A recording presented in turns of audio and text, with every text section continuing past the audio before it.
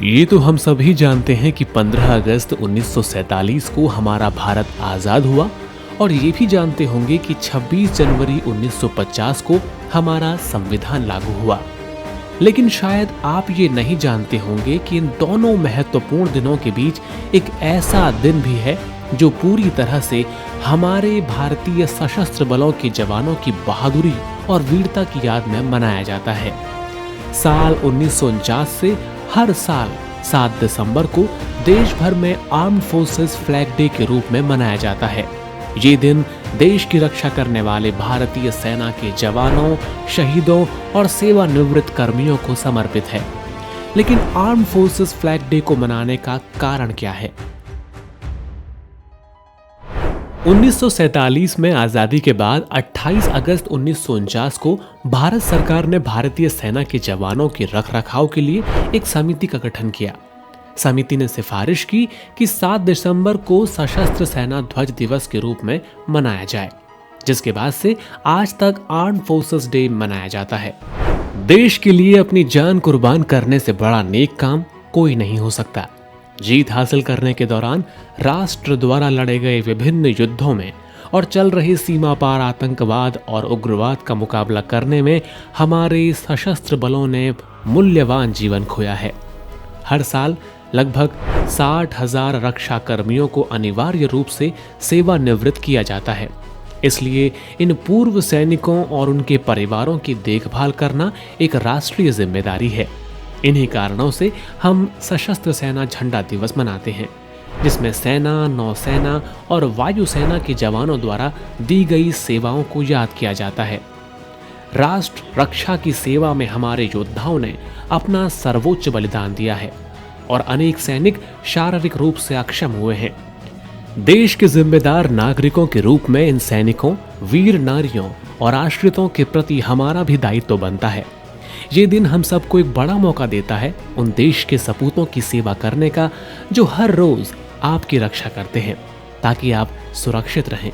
इस दिन को मनाने का उद्देश्य भारतीय सेना के शूरवीरों के कल्याण के लिए धन जुटाने और उनके परिवारों के प्रति सहयोग देने का एक प्रयास है। धन संग्रह के 3 मुख्य उद्देश्य हैं। पहला, युद्ध के समय हुए नुकसान में मदद। दूसरा, सेना में काम कर रहे लोगों और उनके परिवारों के कल्याण और मदद के लिए।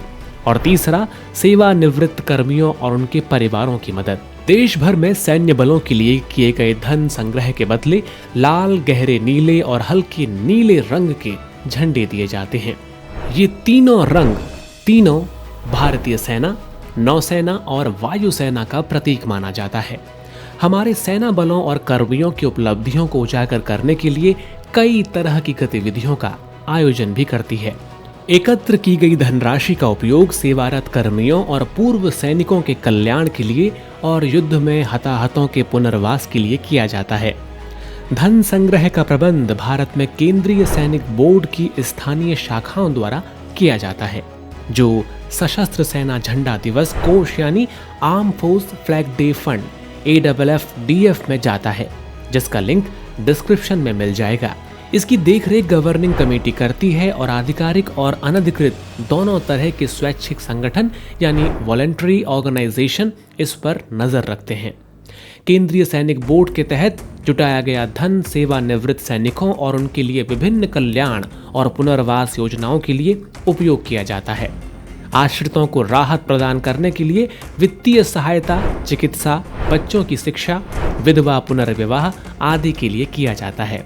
वित्त वर्ष 2022 और 23 के दौरान सशस्त्र सेना झंडा दिवस कोष AFFDF से 250 करोड़ रुपये की राशि का भुगतान किया गया।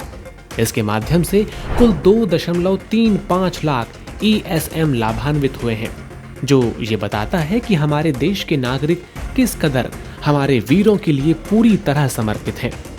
सैनिक हमारे देश की सबसे बड़ी पूंजी हैं, जो देश के संरक्षण के लिए दिन रात सरहदों पर तैनात रहते हैं, ताकि देश के भीतर के आम लोग सुकून व सुरक्षित तरीके से रह सकें।